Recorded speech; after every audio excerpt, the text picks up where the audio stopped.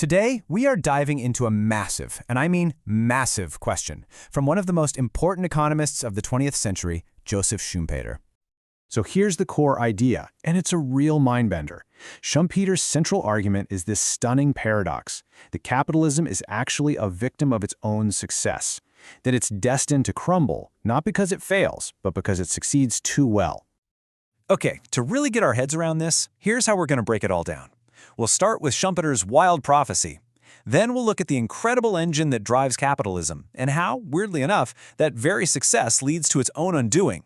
And finally, we'll see what he thought was coming next. So let's kick things off with part one, the prophecy itself.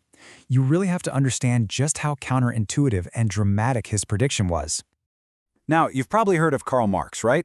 He predicted capitalism would collapse because of its flaws and contradictions. But Schumpeter came along with a much stranger, much more provocative argument. He said its very success would be its downfall. So, how on earth does that work? Well, that brings us to part two, the engine of progress. Because before we can talk about the collapse, you have to appreciate what Schumpeter saw as capitalism's almost magical power. He wasn't just guessing, he looked at the hard data. He figured that between 1870 and 1928, a period full of booms and busts, mind you, capitalism still managed to deliver a steady, compounded growth rate of 2% a year. Now, 2% might not sound like a lot, but compounded over decades, it was world-changing, an economic miracle nobody had ever seen before. And here's the key. This incredible growth isn't some smooth, gentle upward curve. Oh no. It's a chaotic, relentless storm that he famously called creative destruction. Just think about it. Streaming services didn't just compete with blockbuster video, they completely annihilated it. That's creative destruction. New ways of doing things aren't just born, they're born from the ashes of the old. And that idea leads us straight into part three, how that success turns into self-destruction. This is the absolute heart of the paradox. How does this incredible engine of progress begin to sputter and eventually backfire on itself? Well, Schumpeter saw it as a three-step process, a slow chipping away at the very foundations that made this system work in the first place. First up, he says the heroic, risk-taking entrepreneur, that larger-than-life figure, the Henry Fords of the world, they start to fade away. Innovation stops being this flash of individual genius and just becomes another department. It gets predictable, bureaucratized, managed by teams and giant corporate R&D labs. The romance of it all, as he put it, just wears away. Okay, step two. As capitalism rises, it demolishes the old social structures, like the aristocracy. Now here's the problem. Those old aristocrats, they weren't capitalists, but they knew how to run things politically. They acted as a kind of political shield.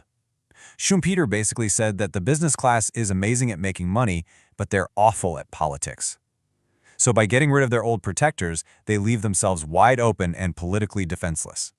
And now for the final and maybe most ironic step. Capitalism is so successful that it creates its own worst enemies. Think about it. It generates so much wealth and freedom that it can support a huge class of intellectuals and critics who have the time, the education, and the platforms, all provided by capitalism, by the way, to sit around and attack the very system that makes their life possible. So, you've got a system where the entrepreneurial fire is dying down, its political shields are gone, and it's surrounded by critics it created itself.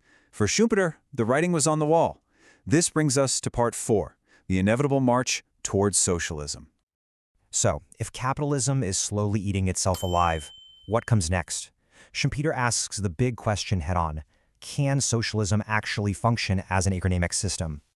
And his answer, coming from a cold, detached analyst's point of view, was, of course it can. Now, it's super important to get this. He wasn't rooting for socialism, not at all. He was just concluding that, look, once a society gets industrialized and complex enough, a centrally planned economy is, theoretically, perfectly possible. He figured that a socialist state could use a big bureaucracy to manage the economy, motivate the top people with things like status and honors instead of just cash, and even enforce discipline on the workforce more effectively than a late-stage capitalist society could.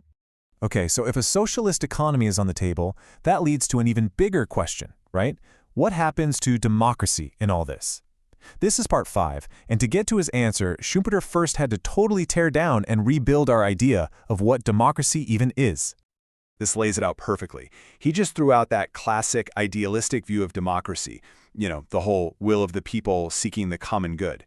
He thought that was romantic nonsense. For him, democracy was just a method.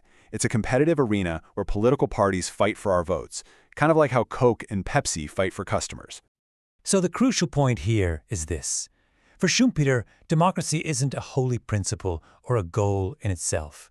It's just a tool, an arrangement for choosing leaders. And if it's just a method, well, there's no reason it couldn't be used in a socialist system just as well as a capitalist one. And that brings us to our final part, Schumpeter's enduring question.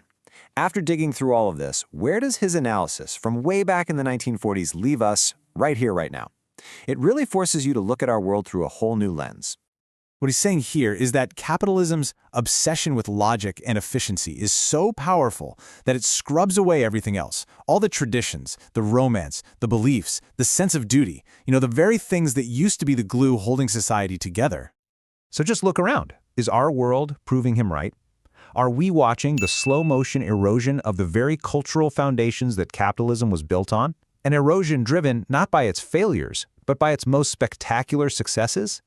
That's the provocative, and maybe kinda unsettling question that Schumpeter leads for us to wrestle with.